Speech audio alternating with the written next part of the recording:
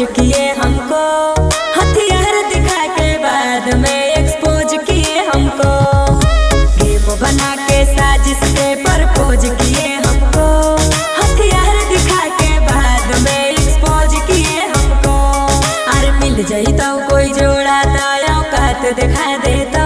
यार तोरे रखो हो पिस्तौल, धड़ाधड़ गोली चला देता। जेब में रखो हो सरकार, फोन पर जिला हिला देता। यार तोरे रखो हो पिस्तौल, धड़ाधड़ गोली चला देता।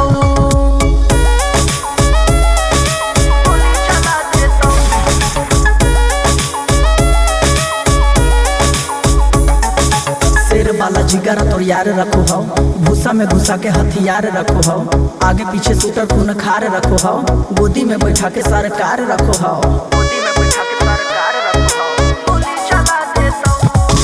शेर वाला जिगर तोर यार रखो हो, भूसा में घुसा के हथियार रखो हो। आगे पीछे शूटर खून खार रखो हो, गोदी में बैठा के सरकार रखो हो।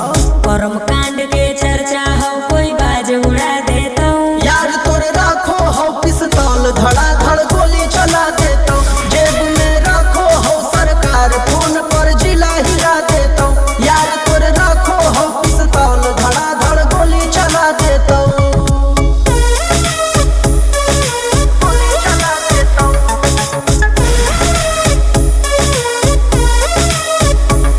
कोई बच नहीं पैतो हको बाज वाला यार, बेसी उड़े वाला के कट जैतो पाक। के कर हो मजाल जे नजर से देतो ताक, बड़ा बड़ा शहर में चलो हो हमर धाक।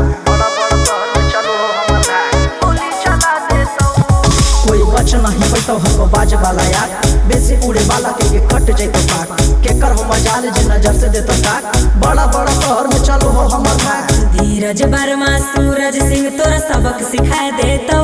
यार